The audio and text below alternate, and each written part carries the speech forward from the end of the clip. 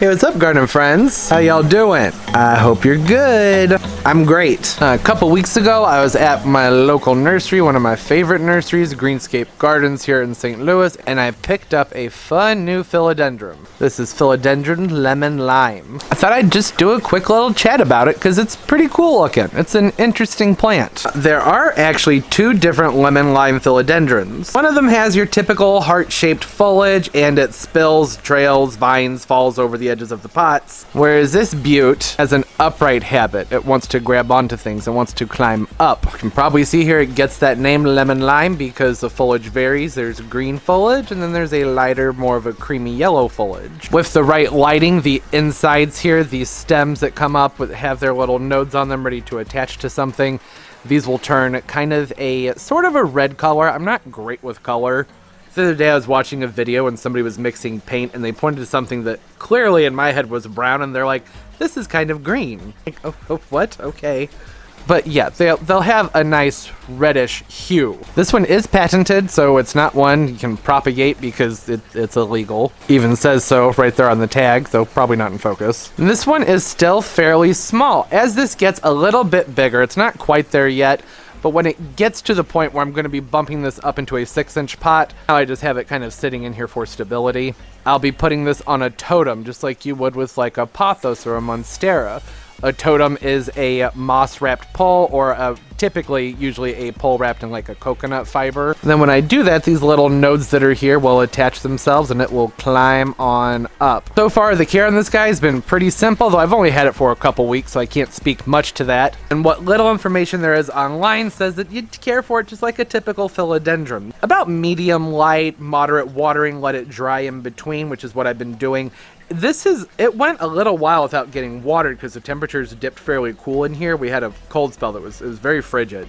And even though this is an indoor area, it's hard. It's a garage. It's hard to keep it heated when it's 10, 13 degrees outdoors. So it was like in the upper 50s, lower 60s in here. So it went a little while without getting watered. Didn't droop, didn't fuss, nothing. I like that. I love a sturdy plant that's forgiving. So this is one that I'll definitely be making sure I allow it to dry between waterings for sure. I'm not going to want it in a soil mixture that stays wet for a terribly long time. There's not a ton of information on this out there. I don't know why. Maybe it's just that new. I don't know. It's new to me. I don't know how new it is to the trade. You can see that it does have some damaged foliage in here. I picked out the best one they had at the nursery. Because of that cold spell, shipping's kind of rough on some plants. That's okay. It's a vigorous grower, so something like that, it doesn't bother me.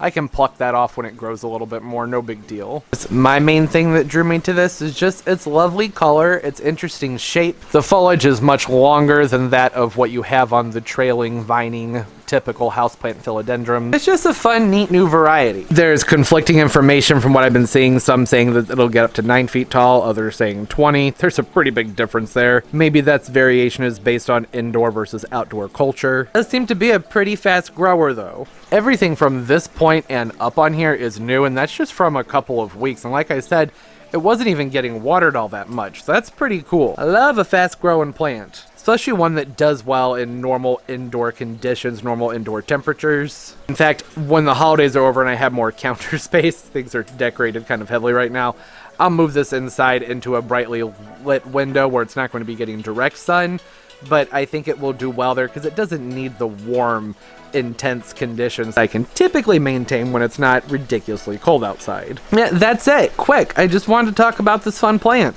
All it is, not much to it. I'm not going to repot it right now because it's not the right time for it. When I do repot this and put it onto a totem, I'll be sure to do a video on that. It's not going to be anything complicated though. Should be pretty simple. Just a well-drained soil that holds on to a little bit of moisture. It's kind of airy, nice and organic. It's what they would get in their natural environment, although this is a hybrid, so I think it's pretty cool, and it'll be even cooler when it starts to get those reddish tones in there. It's just starting to.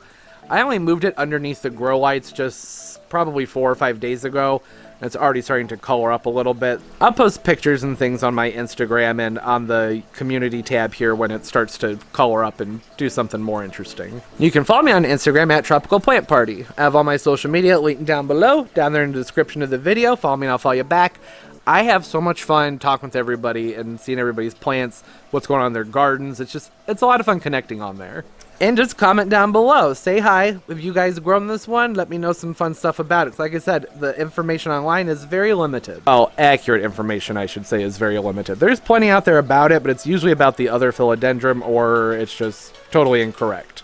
Anyway, don't forget to leave the video a thumbs up. It helps a ton, helps the channel, lets me know I've done a good job, so thank you so much for doing that. And subscribe as well. Upload multiple times a week, so don't forget to hit that notification bell. That way you know when new videos come out. Alright, signing off. Quick, short video. I hope everybody's doing well, having a great day and a great life. And most importantly, everybody, keep on growing.